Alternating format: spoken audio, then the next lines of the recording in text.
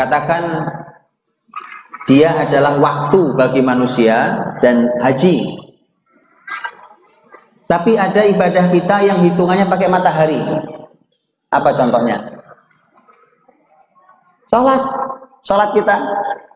Sholat kita pakai apa ngitungnya? Matahari, bukan pakai bulan. Makanya kalau sholat subuh, Nabi SAW mengatakan terbitnya fajar shadiq. Berhubungan dengan cahaya matahari, bukan cahaya bulan. Kalau zuhur itu istilahnya zawal.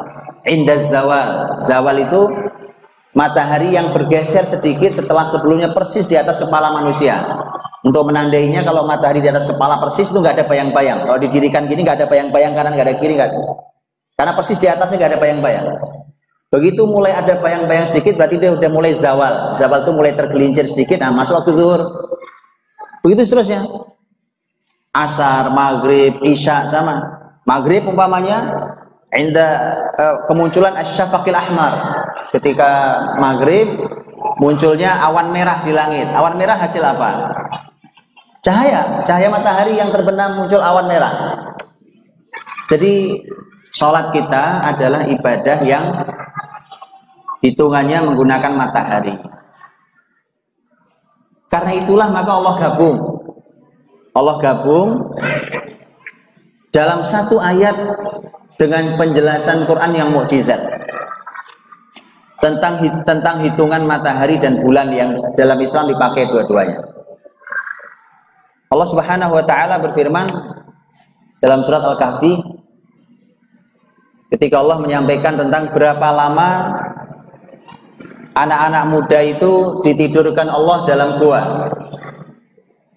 Karena kisah anak-anak muda yang lari ke gua menyelamatkan agamanya karena mereka tidak rela menjadi orang murtad. Dipaksa oleh masyarakatnya, dipaksa oleh sistem negaranya yang sudah sangat rusak agar melepaskan imannya. Anak-anak muda tidak mau, segelintir anak muda ini tidak mau, maka mereka lari sembunyi ke dalam gua. Kisah yang dikenal dan bahkan dalam Quran begitu pentingnya sampai menjadi satu surat sendiri, surat Al-Kahfi, surat ke-18. Pertanyaannya, berapa lama mereka ada di dalam gua?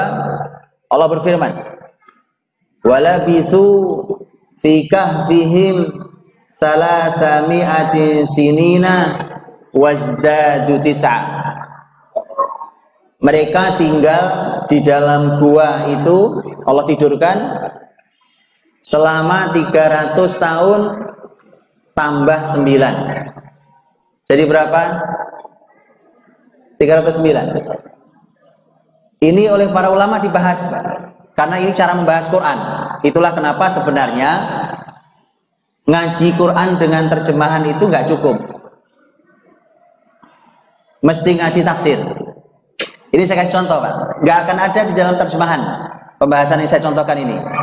Bapak Ibu buka terjemahannya, kalau sekarang buka, dia tidak akan ada di terjemahan pembahasan ini. Dia adanya dalam tafsir.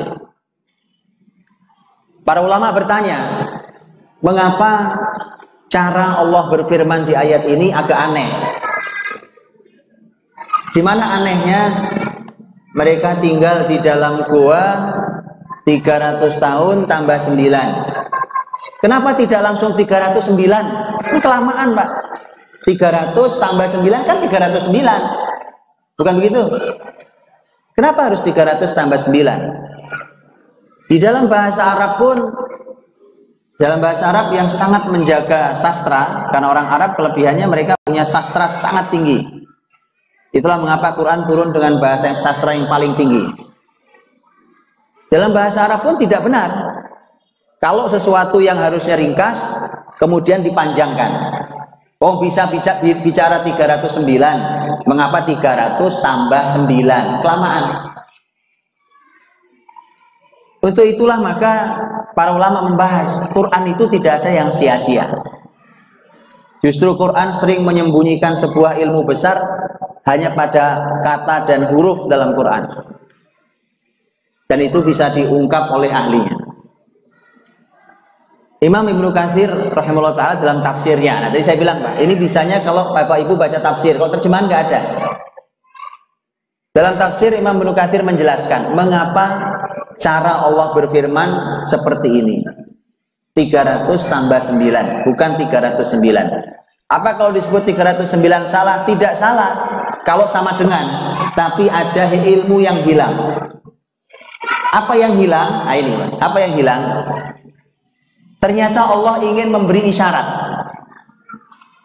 Anak-anak muda yang tidur di dalam gua itu, kalau dihitung pakai hitungan matahari, mereka 300 tahun. Tapi kalau dihitung pakai hitungan bulan, tambahi 9 tahun. Paham? Kalau hitungan matahari 300 tahun. Tapi kalau hitungan bulan, tambahi 9 tahun. Maka hitungan bulan 309 tahun. Karena setiap 100 tahun, setiap 100 tahun, pergeserannya 3 tahun. Setiap 100 tahun, bulan hitungan matahari, kan kalau dalam 1 tahun pergeserannya 11 hari kurang lebih 11, sekian 11 hari kurang lebih pergeserannya. Jadi kalau hitungan kita dalam setahun berapa? 300 matahari 65 ya. Nah, itu berbeda kurang lebih 11 hari dengan hitungan bulan. Itu dalam setahun. Maka dalam 100 tahun itu bedanya 3 tahun. Sehingga 300 tahun menjadi 300 tambah 9. Ilmu begini Bapak Ibu tidak ada dalam terjemahan. Dia adanya dalam tafsir. Nah untuk itulah maka di awal hitungan Hijriah itu hitungan bulan. Tetapi bukan berarti hitungan matahari salah dan tidak manfaat.